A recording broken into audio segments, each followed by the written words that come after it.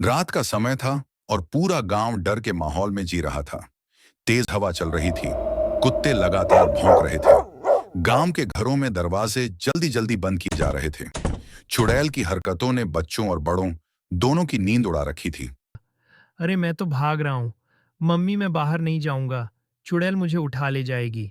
चुड़ैल की वजह से लोग अपने आंगन और छतों पर जाने से बच रहे थे। गांव वाले चौपाल में इकट्ठे होकर कोई उपाय ढूंढ रहे थे। सरपंच जी, चुड़ैल ने हमारा जीना हराम कर दिया है। बच्चों को डराती है, रात में घरों पर झाड़ू छोड़ जाती है। साधु बाबा को बुलाएं, वही कुछ कर सकते हैं। सभी ने मिलकर नजदीकी जंगल में रहने वाले साधु बाबा को बुलाने का फैसला किया।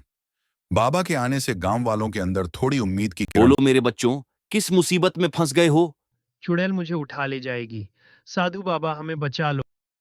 चुड़ैल? डरने की क्या बात, मैं समझाऊंगा उसे। डर से नहीं, प्यार से हर समस्या हल होती है। बाबा जंगल में मंत्र जाप के लिए गए और माहौल धीरे धीरे रहस्यमय होता गया। साधु बाबा ने मंत्र जाप शुरू किया। गांव वाले दृश्य देख रहे थे। अचानक आसमान में धूप चमकी और उसी चमक के साथ चुड़ैल प्रकट हो गई। कौन है जो मुझे रात के इस पहर बुला रहा है? गांव वाले दूर छुपकर यह सब देख रहे थे और हर आवाज पर कांप जाते थे। ओ बेटी, तू इतनी गुस्से में क्यों? शादी नहीं हुई क्या कभी? तू साधु है या मजाकिया? अगर तू मुझसे शादी कर ले तो मैं तुझे सीधा आदर्श बहू बना दूं। मुझसे शादी करेगा? ठीक है, अगर तू सच में शादी करेगा तो मैं गांव को कभी नहीं डराऊंगी। शादी का फैसला होते ही गांव में हलचल मच गई, लेकिन डर अब भी उनके चेहरों पर था।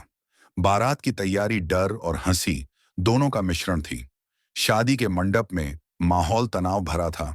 लोग मंत्रों से ज्यादा भागने के रास्ते देख रहे कन्यादान कौन करेगा? कन्यादान मैं खुद कर लेती हूँ। थे। अचानक धुआं उठा और बिजली चमकी। सब हक्का बक्का रह गए। चुड़ैल का असली रूप बदल चुका था और वह एक सुंदर लड़की के रूप में दिखी। ये मेरा असली रूप है, मैं चुड़ैल नहीं थी, मैं इस गांव की लड़की थी। अरे, तू तो सुंदर रूप में बदल गई। ये कौन सा जादू है बेटी? मुझे शाप मिला था, तुम्हारे शादी के वचन ने मुझे मुक्त कर दिया। तो अब शाप टूट गया। अच्छी बात है, लेकिन अब शादी निभानी पड़ेगी ना? हाँ बाबा, अब शादी निभानी पड़ेगी। डराना बंद, अब झाड़ू से घर साफ करूंगी। लड़की का शाप टूट चुका था और गांव एक बड़े भय से मुक्त हो गया था। शादी के बाद रात शांत थी, लेकिन अजीब आवाज सुनाई दी। अरे, ये रात को कौन हूं ऊ कर रहा है फिर से? शादी के बाद भी ड्यूटी चालू है क्या? पूरे गांव ने उस आवाज पर प्रतिक्रिया दी और हंसी का माहौल बन गया। पूरे गांव में फिर ठहाके गूंज उठे और कहानी खुशहाल अंदाज में खत्म हुई।